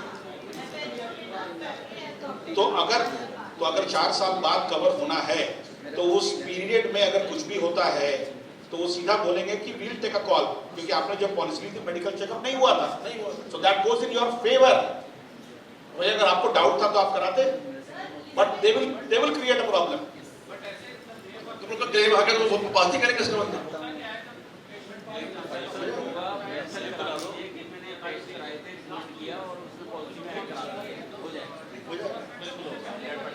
एग्जैक्टली करेक्ट, बट वो 48 मंथ्स का ना उस पर तमाशा करते हैं। हम लोगों ने किया है, दूसरों की बात छोड़िए। गुवाहाटी का केस था, we referred it to the university, Guwahati university में जो मेडिकल के उनको रेफर किया हम लोगों ने। तो भाई क्या ये ऐसा हो सकता है? थैंकफुली उसने लिखा कि नहीं, the client was not aware, we paid it, but they asked a question, there is no doubt about it.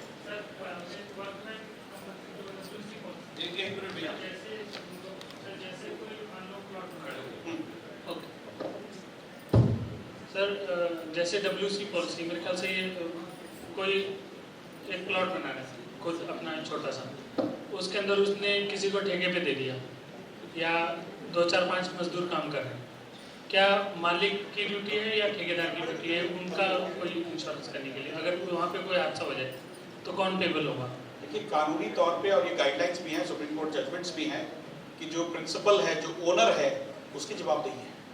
तो उससे बचने उसकी के लिए प्रॉपर्टी पे कुछ भी होता है। इनफैक्ट बड़ा इंटरेस्टिंग केस था, इनफैक्ट कल ही मैंने अपने बच्चों को बताया है, एक 1932 का केस है, रायलैंड वर्सेस फ्लेचर का केस है। सॉरी मैं एक शिक्षक की तरह नजर आने लगा हूँ अब इस वक्त, बट ये केस यार ध्यान में आ गया तो मैं बता रहा हूँ आपको। एक सज्जन थे रायलैंड जिन्होंने अपने प्रॉपर्टी पर एक स्विमिंग पूल बनाया। अधिकार है मुझे अपनी प्रॉपर्टी में कुछ भी करने का। पड़ोसी जो था उसको भी अधिकार था, उसने अपने प्रॉपर्टी के नीचे, जमीन के नीचे माइंस खोद रखी थी, वो अपना कुछ भी करता होगा वहां पे। अब ये चूंकि पानी का जमावड़ा एक साथ ऐसा हुआ कि नीचे से सीपेज हुआ, पानी लीक करके वो सारे उसके माइंस में घुस गया। ठीक है, अब उसने शिकायत की, उसने मुकदमा किया कि साहब इन्होंने तो मेरा सारा माइंस खत्म कर दिया, मुझे कॉम्पनसेशन मिलना चाहिए ना। As the owner of the property, I am entitled to do anything with my property, provided किसी दूसरे का बुरा नहीं हो रहा है। ये जजमेंट है। And even today we follow that 1932 का जो रायलैंड वर्सेस फ्लेचर का केस था, हम आज भी मानते हैं इस बात को। But that is separate. Question ये है कि owner of the plot is responsible. हम लोग कहते हैं कि principal is responsible for the actions of the agents. Principal है, owner है, जो भी है, उसके एजेंट अगर हैं, चाहे वो कॉन्ट्रैक्टर है, सब कॉन्ट्रैक्टर है, सब कॉन्ट्रैक्टर है, उसका लेबर है, राजमिस्त्री है, जो भी है, इज रिस्पांसिबल। सर लेकिन जैसे ओनर होने के नाते अब क्योंकि लेबर डेली चेंज होती रहती है, कोई प्रॉब्लम नहीं है। तो अननेम्ड पॉलिसी आप ले लो कि भाई किसी भी दिन हमारे यहाँ 25 लेबर ही रहेंगे, तो नाम की जरूरत ही नहीं है मुझे। तो उसके अंदर मतलब क्या प्रोसेस क्या रहता है, क्या सिस्टम? आप जब पॉलिसी लेने जाते हैं तो आप कहेंगे मुझे अननेम्ड पॉलिसी चाहिए, क्योंकि भाई हर 3 महीने पर, हर 10 दिन पे तो कोई लेबर चला ही जाता है ना। तो ये प्रोविजन है, अननेम्ड पॉलिसी आप लेंगे। बट अगर आपने 25 का लिया है तो जिस दिन एक दुर्घटना होती है उस दिन 26 नहीं होने चाहिए, क्योंकि फिर क्लेम नहीं मिलेगा। वो बोलेगा वो 26वां वही था जो मरा है, was not covered. Particular time के लिए होती है पॉलिसी, जैसे 1 महीने प्रोजेक्ट के लिए होती है। अगर प्रोजेक्ट आप बना रहे हैं, आपका प्रोजेक्ट 6 महीने का है तो आप 6 महीने की पॉलिसी लेते हैं। अगर जैसे बड़े कॉन्ट्रैक्टर्स हैं, जैसे ये अपना क्या नाम है, शाहपुर जी, पोलक जी, ये लोग एनुअल पॉलिसीज लेते हैं साल भर की, क्योंकि इनके 50 प्रोजेक्ट चल रहे होते हैं। तो ये साल भर की पॉलिसी लेते हैं और वो कंटिन्यूएशन में रिन्यूअल होता रहता है कि at any given moment of time जितने भी प्रोजेक्ट्स हैं सारे कवर्ड हैं। क्या मतलब कोई पर्टिकुलर सम अश्योर्ड होता है, कोई 2 लाख का 5 लाख? WC एक्ट के तहत है ये कानूनी तौर पे, तो उसमें स्पेसिफाइड है कि अगर इस उम्र का आदमी मरता है और इसका सैलरी इतनी थी, इतना पैसा मिलेगा, वो स्टेबल बना, उसमें आपको कुछ नहीं करना। बताइए सर, आजकल कैंसर के अंदर एक इंजेक्शन लगाते हैं, काफ़ी कॉस्टली है, जो कीमो के अलावा उसके अंदर 5 लाख की पॉलिसी थी मेरे क्लाइंट की, तो उन्होंने 2.5 लाख ही किया कि हम सम एश्योर्ड का 50% से ज़्यादा क्लेम नहीं करते। ये कई पॉलिसीज में होता है, वो लिमिटेशंस डालते हैं। कैटरेक्ट के लिए कहते हैं वो लोग साहब हम 40,000 रुपये ज़्यादा का पैसा आपको नहीं देंगे। वो इसलिए करते हैं क्योंकि स्टैंडर्डाइजेशन हॉस्पिटल रेट्स में नहीं है। ठीक है, अब एक कैटरेक्ट ऑपरेशन के लिए गुड़गांव के एक हॉस्पिटल में, जिसको लेंस बदलने का फेको प्रोसेस कहते हैं, वो 30,000 का होता है। वहीं पर दूसरा हॉस्पिटल जो 1,30,000 में करने को तैयार है। तो हमारी आदत क्या होती है, जैसे कि आज से 4-5 साल पहले CNBC TV 18 की पॉलिसी हम लोगों ने की थी, 6 साल, सॉरी 2016 मैंने किया था। तो उसमें क्या था कि 90% of the claimants used to go to tertiary care hospital, यानी वो सीधा अपोलो जाएगा, सीधा मैक्स जाएगा, उसको सर्दी खांसी हुई है लेकिन वो सीधा अपोलो जाएगा। क्यों? क्योंकि उसे पता है कि मेरी पॉलिसी है। उसका नतीजा था कि उनका लॉस रेशियो 300% था, कोई करने को तैयार नहीं था। और जब हम लोगों ने स्टिपुलेशंस डाली कि भाई 2 शर्तें हमारी होंगी, एक कि अगर आपको नॉर्मल कोर्स में इस तरह की इश्यूज आती हैं तो आप टर्शियरी हॉस्पिटल में नहीं जाएंगे। दूसरा, अगर प्लान सर्जरी है कि भाई हाँ फलाना तारीख को मुझे अपेंडिसाइटिस का ऑपरेशन कराना है, तो आप हमसे बताएं, हम फिक्स करेंगे आपका अरेंजमेंट। क्योंकि फिर हम तो फिक्स कर सकते थे ना कि जो हॉस्पिटल ठीक ठाक हो, पैसे भी कम दे रहा है। ये प्रॉब्लम है और इंश्योरेंस कंपनीज सिर्फ इसलिए लिमिटेशंस डालती हैं क्योंकि हम और आप कैजुअली चीज़ों को लेते हैं। हम लोगों ने कई बार इस पर रिकमेंडेशंस बना के भेजे हैं, IRDA नहीं मानता है। उसका कहना है कि साहब इंश्योरेंस कंपनीज का कहना है कि people take advantage of it. अब छोटा मोटा एडवांटेज तो समझ में आता है, लेकिन इंजेक्शन हॉस्पिटल में नहीं लगाए थे, बाहर से मंगाए थे। नहीं, आई एम श्योर होगा, लेकिन वो लिमिटेशन डालते हैं ना कि इस पर्टिकुलर हेड में से ज्यादा पैसा हम आपको रिवर्स नहीं करें। वो रहता है सब हेल्थ ग्रुप पॉलिसीज में होता है, इंडिविजुअल छोड़ दीजिए, जबकि ग्रुप में सब कुछ कवर्ड होता है। या प्लीज। जैसा आपने बताया F&B एक्सटेंशन पॉलिसी रेस्टोरेंट्स या होटल्स के लिए रॉ मटेरियल में डील करते हैं, क्या उनको भी F&B एक्सटेंशन पॉलिसी दी जा सकती है? नहीं, बिल्कुल नहीं। See, their job ends when you send a consignment to them. Now the consignment that is going is covered under marine policy. भाई उस तक सही सलामत पहुंच जाए, अगर ना पहुंचता है तो हम आपको मुआवजा देते हैं। But if it reaches the client, your job is over. उसके बाद उसने उसमें क्या किया नहीं किया is not your headache. Then it is the F&B policy will take care of that, not you.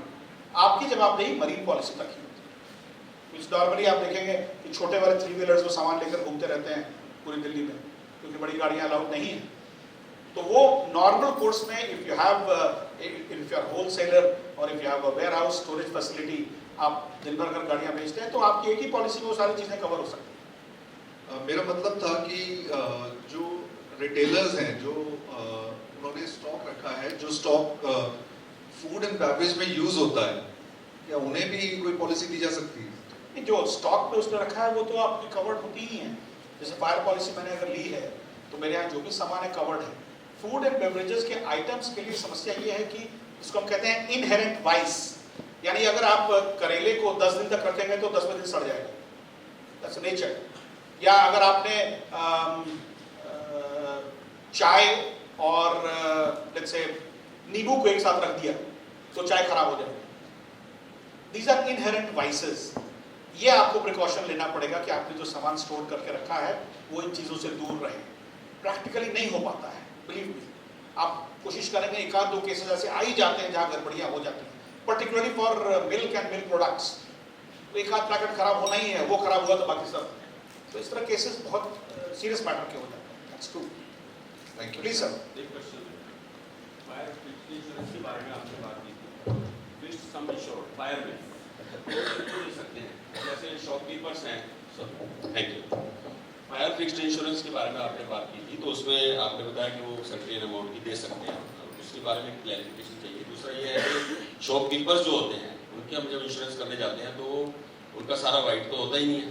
They are maintaining the records but not of the whole stock, तो उसमें एक तो ये बात है कि अब इसमें फिक्स्ड सम इंश्योर्ड का अगर हम दे दें तो क्या वो ऐसा पॉसिबल है जिसमें कि उनको कोई रिकॉर्ड की जरूरत ना हो? नंबर 1। नंबर 2, एक मेरे क्लाइंट का भी फायर का हुआ था। उनकी एक बिल्डिंग है, 2nd 3rd फ्लोर तक है, परंतु उनका एक स्पेसिफिक एड्रेस है, जैसे 1/2 मान लो, मतलब not mentioning the ground floor, 1st floor, 2nd floor. तो उनकी जो आग लगी वो सामने वाली शॉप में आग लगी, उसके 2nd फ्लोर पर उनकी आग लगी। तो उनका क्लेम हुआ, क्लेम अच्छा खासा अमाउंट का था, सारा सेटल हुआ। पर आखिर में इंश्योरेंस कंपनी, ओरिएंटल इंश्योरेंस में करवाता हूँ, तो उन्होंने कहा कि भी इसमें 1st फ्लोर 2nd फ्लोर नहीं लिखा हुआ। तो हमने उनको रजिस्ट्री की कॉपी प्रोवाइड की, भाई ये सिर्फ एक ही ओनर है, इसका कोई और रास्ता भी नहीं है। मतलब मैंने अपनी तरफ से बहुत अच्छा सा लेटर बना के उनको दिया, तो फिर भी उन्होंने उनका 15% अमाउंट काट लिया। मुझे एक बात बताएं, जब 1st फ्लोर 2nd फ्लोर उसी ओनर का था तो उसने इंश्योरेंस क्यों नहीं कराया? नहीं, ऐसा है कि वो शुरू से इंश्योरेंस काफी सालों से करा रहे हैं। तो एक मेरा क्वेश्चन बहुत स्पेसिफिक जी, है। 2nd फ्लोर पे डैमेज हुआ जी, उसके नीचे के यूजी फ्लोर या एलजी फ्लोर या 1st फ्लोर वो भी तो सेम ओनर का था। हाँ, उन्होंने इंश्योरेंस क्यों नहीं कराया उसका? नहीं, इंश्योरेंस तो पूरे स्टॉक का करवाया था, रेडीमेड गारमेंट्स का स्टॉक है। पूरे बिल्डिंग का इंश्योरेंस क्यों नहीं हुआ? पूरे बिल्डिंग का मतलब स्टॉक से बात कर रहा हूँ। I'm talking about the stock. Point noted question Yeah. Is कि जो स्टॉक्स डैमेज हुआ जी। वो सिर्फ सेकंड फ्लोर पे सेकंड और फर्स्ट फ्लोर पे। सेकंड और फर्स्ट पे था, फर्स्ट वाज नॉट इंश्योर्ड। नहीं, इट वाज वही मेरा क्वेश्चन है कि मैं उसी पर उनका आ रहा एक हूँ। स्पेसिफिक एड्रेस था, मैं क्योंकि आपसे ऐसी इसलिए- नॉलेज नहीं थी कि भी हम फर्स्ट के थर्ड फ्लोर लिखें, क्योंकि owner is the same of the same building. मैं आपसे इसलिए पूछ रहा हूँ क्योंकि हम लोग एक टर्म यूज करते हैं सिलेक्शन ऑफ रिस्क, यस, ठीक है। उसका मतलब ये होता है कि यहाँ पर ये 5 लोग बैठे हैं, ये पांचों हट्टे कट्टे लोग हैं, मुझे पता है इनमें से किसी को भी बीमारी नहीं होगी, और ये 5 लोग 6 लोग जो बैठे हैं they are prone to illness. मैं क्या करूंगा, सिर्फ इन 6 का इंश्योरेंस करूंगा क्योंकि इनको जरूरत ही नहीं है।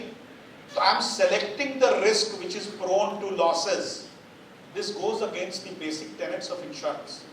ओरिएंटल इंश्योरेंस कंपनी ने इसी पॉइंट पे रोका होगा आपको कि साहब आपने सिलेक्शन ऑफ रिस्क किया है और सिर्फ यही फ्लोर कवर कराया है, बाकी नहीं कराया आपने हमें प्रीमियम कम दिया है, देयरफॉर।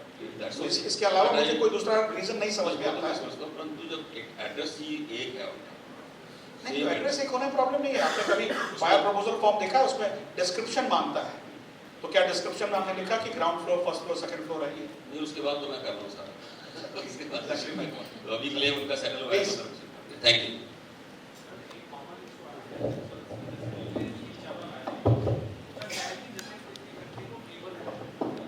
और फीवर के बाद क्या है कि उन्होंने टैबलेट ले ली, वो हॉस्पिटल चले जाते हैं, डॉक्टर ने रिकमेंडेशन कर दिया कि 4 दिन से फीवर एडमिट हो जाओ। जिस समय वो एडमिट हुए उस समय बंदे को फीवर नहीं था, फिर वहां पे उसको ट्रीटमेंट मिल गया, दवाइयां लगने के बाद फिर फीवर उसको हुआ ही नहीं। टेस्ट हुए तो कोई डायग्नोस भी नहीं हुआ, या कई बार ऐसा होता है पेन होता है बट 30-40 हज़ार के हॉस्पिटल ने टेस्ट कर दिए और उसको कुछ भी डायग्नोस नहीं हुआ, तो हॉस्पिटल उसका क्लेम रिजेक्ट कर देता है। हॉस्पिटल नहीं करता है, वो इंश्योरेंस कंपनी वाले करते हैं। और बट मुद्दा उसमें ये होता है कि आप आर्ग्यू बैक करना चाहिए ना कि भाई how am I responsible, can I get myself admitted to any hospital claiming कि भाई मुझे व्हाटएवर इलनेस हो गया। डॉक्टर जो है वो डायग्नोज करता है ना, तो भाई मैं तो डॉक्टर के कहने पर अस्पताल में भर्ती हुआ ना। You have to fight back, अगर आप फाइट बैक नहीं करते तो क्लेम ना लीजिए। मेरे 3 भाई आप वहां पर 4 दिन थे या नहीं थे? राइट थे, हॉस्पिटल में थे ना, डॉक्टर्स के केयर में थे, तो आई rest my case, that's your headache कि आप पता कराओ कि क्या प्रॉब्लम है। मुझे तो नहीं पता, मुझे डॉक्टर ने कहा भर्ती हो जा, मैं हो गया। मैं उनकी मर्जी के खिलाफ हॉस्पिटल तो नहीं छोड़ सकता। You have to argue. और वैसे भी हम लोगों को तो शास्त्रों में और वेदों में कई जगह कहा गया है कि अगर आप अपना हक नहीं मांगते हैं, महाभारत में तो हमने देखा ही है कि साहब सुई की नोक बराबर जमीन नहीं देंगे हम, हक मांगना जरूरी है, नहीं मांगेंगे तो नहीं होता, एज सिंपल एज दैट। या please sir. Thank you sir. Sir आपने कहा कि 4 दिन एडमिट हुए, तो बिल्कुल ठीक बात है, डॉक्टर ने एडमिट किया, उसके बाद भी इंश्योरेंस कंपनी ये कहती है कि अगर कुछ भी डायग्नोज नहीं होता then we are not paying the claim. उनका बहुत क्लियर कर मतलब बात है ये कि अगर आपको कुछ भी डायग्नोज नहीं होता है तो हम we will not pay the claim.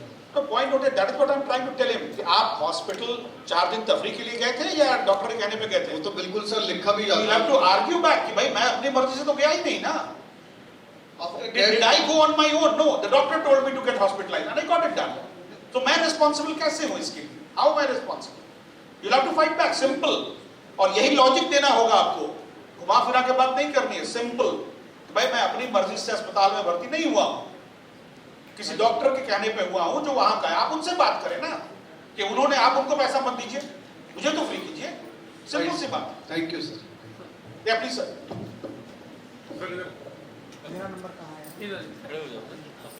Hello sir, sir मेरी एक क्लाइंट है, 5 साल पहले उनको मैंने मेडिक्लेम में फर्स्ट टाइम ही मेरा एक्सपीरियंस हुआ और वो भी खट्टा हो गया कि जैसे ही क्या कहते हैं मैं आउट ऑफ दिल्ली थी तो मेरी क्लाइंट ने कहा, बोला मैडम मेरे को मेडिक्लेम कराना है, तो मैंने उन्हीं के एग्जीक्यूटिव को बोला आप मेरी पार्टी के पास जाइए और ये भर दीजिए। उन्होंने फॉर्म भरा और 5-6 महीने बाद उनको दिवाली के आसपास डेंगू हो गया। अब डेंगू हो गया, उन्होंने एक बार जैसे पहला क्लेम आया तो उन्होंने ओके कर दिया, दूसरा जैसे डॉक्टर आया वो राउंड पे उनको कान के पास कुछ खारिश वगैरह हुई, उन्होंने बोला ये क्या है, मेरे डॉक्टर साहब कभी कभी मुझे हो जाती है, तो उन्होंने फिर कोई सिरोज की या कुछ ऐसी कोई प्रॉब्लम बताई, कह रहे नहीं ये तो जेनेटिक है, आपने ये हमसे हाइड करी, कह रहे मुझे पता ही नहीं, ये तो थोड़ा सा नॉर्मली हो जाती है। उन्होंने सारा ही क्या कहते हैं वो क्लेम रिजेक्ट कर दिया, उनको मतलब डेंगू का 0 मिला। That is not fair. Actually, उसमें देखिए 2 बार मैंने उसे डिफेंड किया बट नहीं आया। Dengue had nothing to do with this problem, sclerosis की जो बात है। Yes, बट उन्होंने बिल्कुल ही डिक्लाइन कर दिया। वो गलत है, वो तो they find the easy way out। जी। प्री अब द मोमेंट आप लिख दीजिएगा प्री एग्जिस्टिंग था तो लोग वैसे भी घबरा जाते जी, हैं जी। प्री एग्जिस्टिंग नीति है तो क्या आर्गुमेंट करें, hiding this thing, but that is not correct, that is not correct, definitely not. आप आर्ग्यू कर सकते हैं आफ्टर 4 years टू 4-5 साल हो गए तो नहीं ना, लिमिटेशन क्लॉज में आ जाता है। नहीं आई थिंक इट्स 24 months।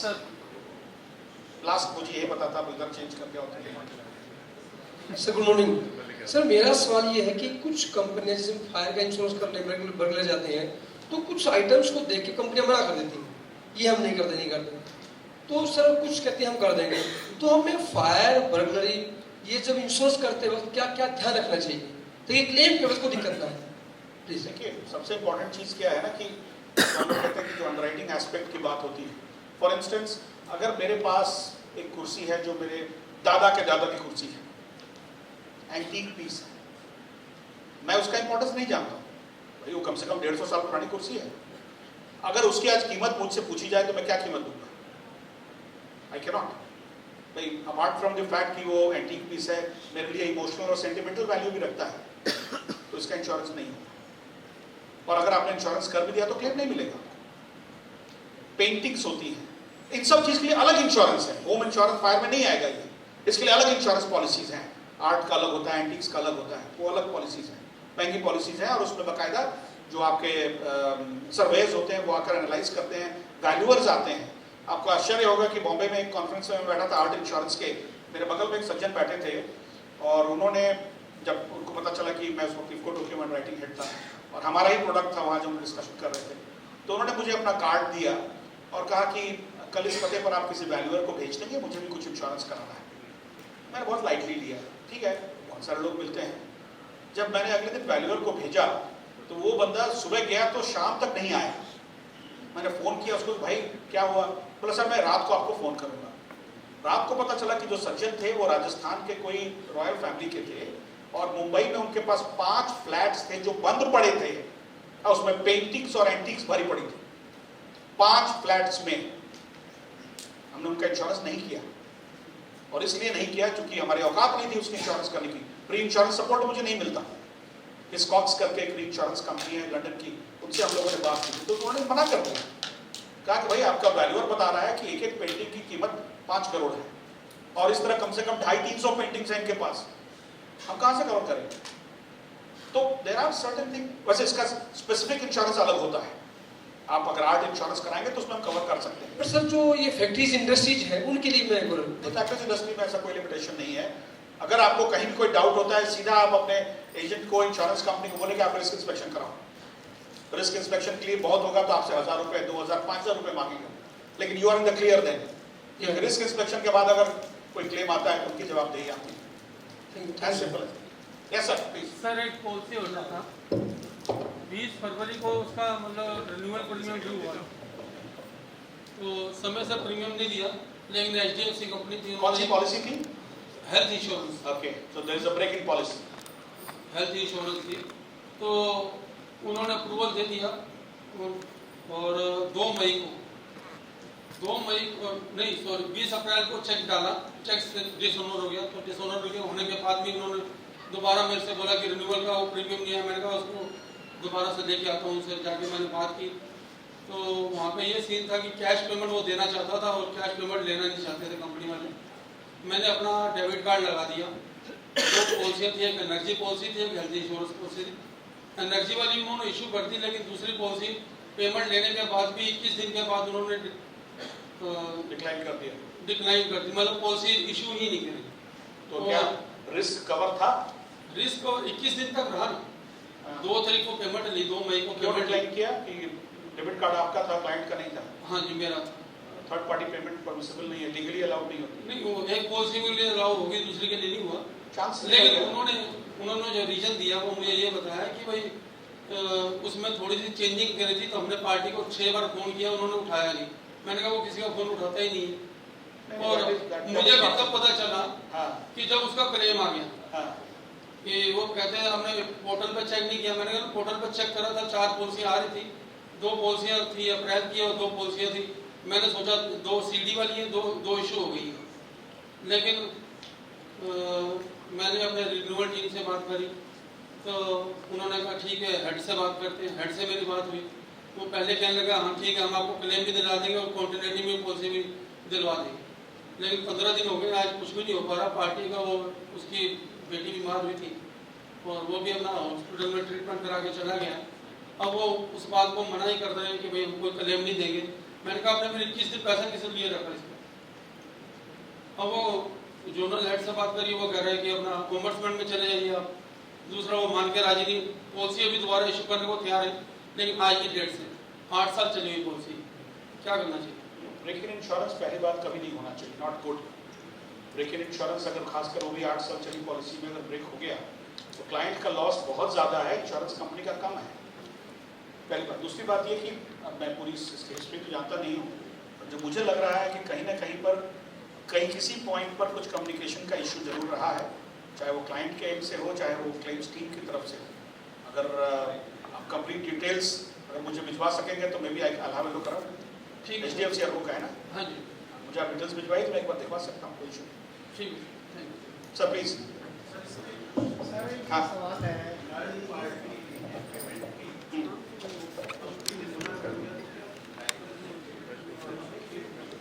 नहीं लीगली नो,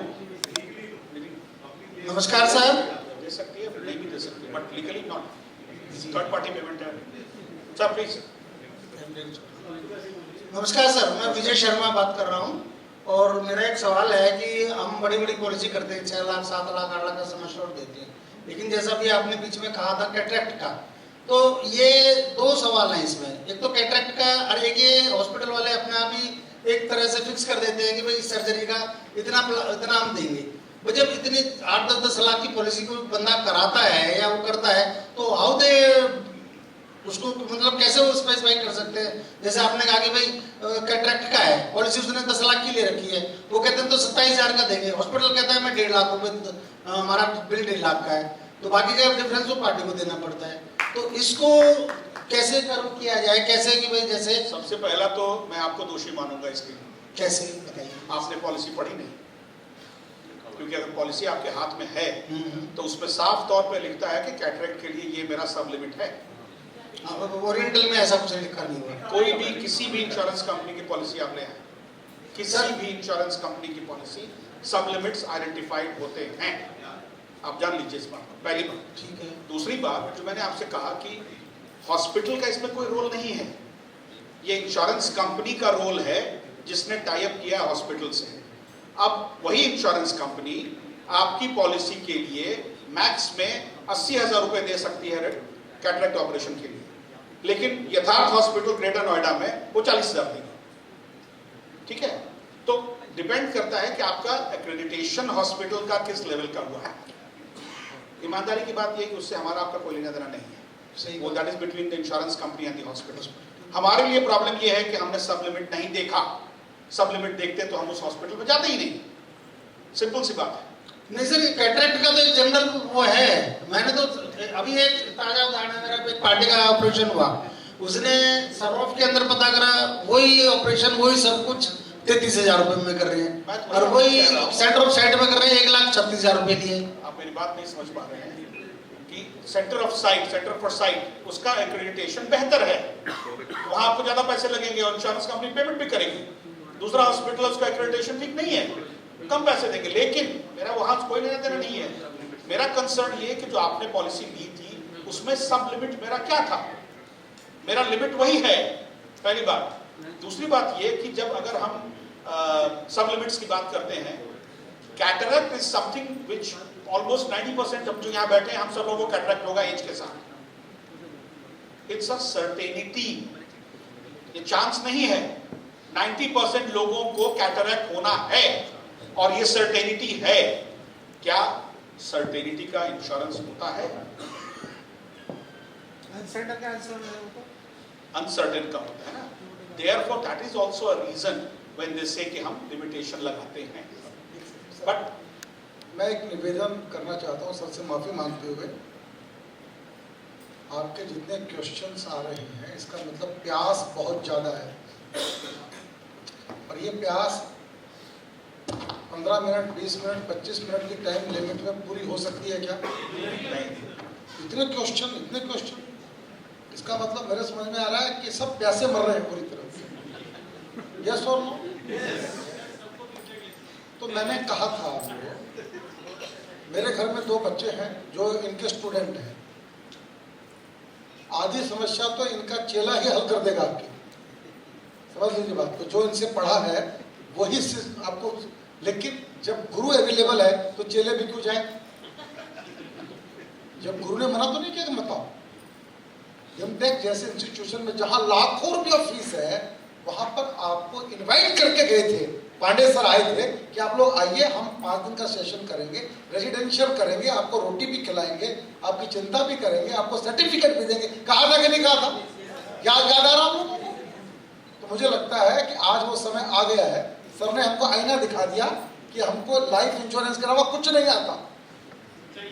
और लाइफ इंश्योरेंस की बात करेंगे तो वहां भी बुरा तो नहीं मान गया ना मेरी बात? नहीं मानेंगे तो मेरा कुछ नहीं बिगड़ जाएगा। मेरा क्या बिगड़? मेरा निवेदन है, क्या मैं अब प्लान कर लूं क्या बिमटेक में एक 5 डेज सेमिनार का, रेजिडेंशियल का? आप चलने को तैयार हैं क्या? कितने लोग तैयार हैं? सर कृपा करो। मैं आपको सब लोग तैयार हैं? अगले 4-5 दिनों के अंदर में स्कीम बनाकर सर को भेज दूंगा। ठीक है, thank you sir, thank you. आज हम एक फॉर्म देने वाले हैं आपको, उसमें आप लिख देंगे कि मेरा मन है, मैं खुद आऊंगा, अपने बेटे को साथ लेके आऊंगा, अपने स्टाफ को लेके आऊंगा। जिंदगी बदल जाएगी जब आनंद प्रकाश गुप्ता 100 करोड़ रुपए का प्रीमियम का प्लान कर सकता है। आप तो कुएं के मेंढक हो सर, माफ करना मेरी बात को, बुरा मान के मत जाना मेरी बात का। कुएं के मेंढक को लाइफ इंश्योरेंस डेवलपमेंट ऑफिसर ने जो सिखा दिया उतना ही आपको आता है, उससे ज्यादा आता भी नहीं। आई बात समझ में? जनरल इंश्योरेंस एक बड़ा समुद्र है, मैं चाहता हूं कि उस समुद्र के दर्शन करें। आप भी जामवंत की तरह हैं, एक आपको चाहिए जामवंत जो कि प्रियदर्शी सर हैं। हनुमान आपके भीतर अगर जाग गया तो काम हो जाएगा। मैं चाहता हूं कि और 5-7 ब्रोकर हो जाए इस ग्रुप में से, तो अच्छा होगा। आप तालियां मिलकर बजाओ सबके लिए।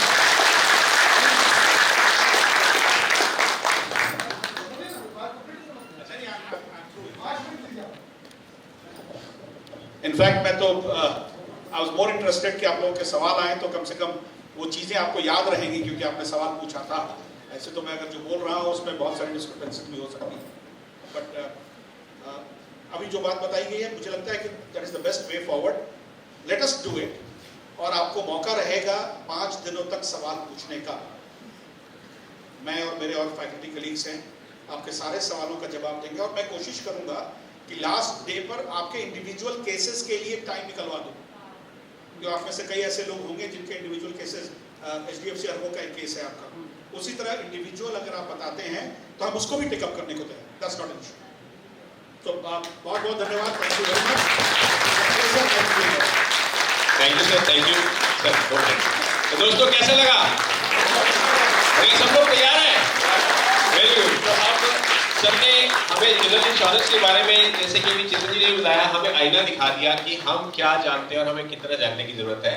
तो मैं चाहूँगा, सर ने इतना बढ़िया हमारा मार्गदर्शन किया, इसके लिए मैं रिक्वेस्ट करूँगा आनंद प्रकाश जी को और हमारे बीच में सुनील डैंग जी को जो हमारे वाइस प्रेसिडेंट हैं, वो आए और सर के लिए एक टोकन ऑफ लव प्लीज आगे प्रोवाइड। जोगिंद्र जी सपोर्ट कर दीजिए प्लीज। Thank you sir. बैठ जाइए आनंद जी।